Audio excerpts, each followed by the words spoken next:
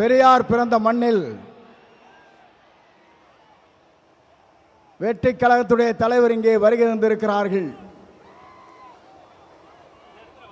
காலத்தின்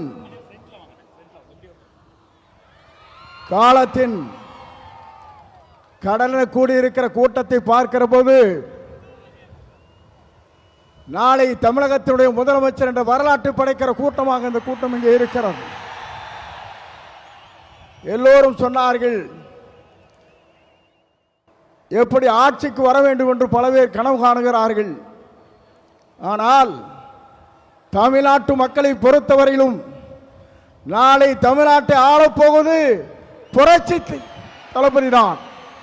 இதை யாராலும் மாற்றி காட்ட முடியாது என்ற வரலாறு தான் பெரியார் மண்ணிலே இன்றைக்கு காணுகிற காட்சியை நாங்கள் காணுகிறோம். சமுதாயம் என்பது தந்தை பெரியார் அவர்கள் குறிப்பிட்டதைப் போல ஏழை மக்களுடைய கண்ணீரை தீர்ப்பதற்கு ஒரு நல்ல தலைமை வேண்டும் என்று பல நாட்களாக மக்களுடைய கனவு இன்றைக்கு நிறைவேற்றப்பட்டிருக்கிறது. மிக விரைவிலேயே தான் அந்த கனவு என்பது எல்லோரும் கூடுவார்கள், கூட்டம் கூடும், கலைந்து போகும். ஆனால் நம்முடைய கூட்டத்தை பொறுத்தவரையிலும் எதிர்கால தமிழகத்தை உருவாக்க இருக்கிற வெற்றி கழகத்துடைய தலைவர் அவருடைய வரலாற்றை படைப்பதற்கு இங்கே பெருந்திரளாக இங்கே வருகின்றிருக்கிறீர்கள்.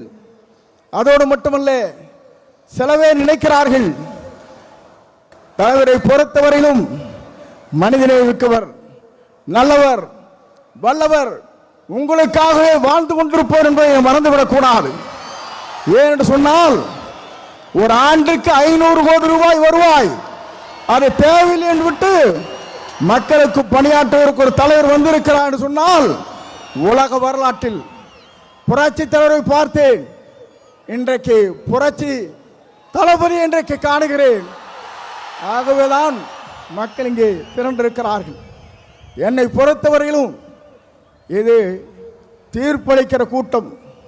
தீர்ப்பளிக்கிற கூட்டம் மட்டுமல்ல, நீங்கள் திரண்டு வந்தால் நாடே தாங்காது என்கிற முறையிலே தான் இங்கே அர்ப்பணித்து நின்று கொண்டிருக்கிறீர்கள்.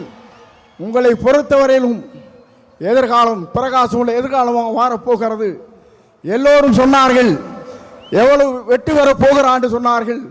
234 அவர் ஆரை விரல் காட்டுகிறாரோ அவர் தான் தமிழ்நாட்டில் சட்டமன்ற உறுப்பினர் என்ற வரலாற்றை படைக்கின்ற அளவிற்கு நீங்கள் வாருங்கள், வெற்றி தேடி தாருங்கள் அழைத்து விடைபெறுகிறேன். நன்றி, வணக்கம்.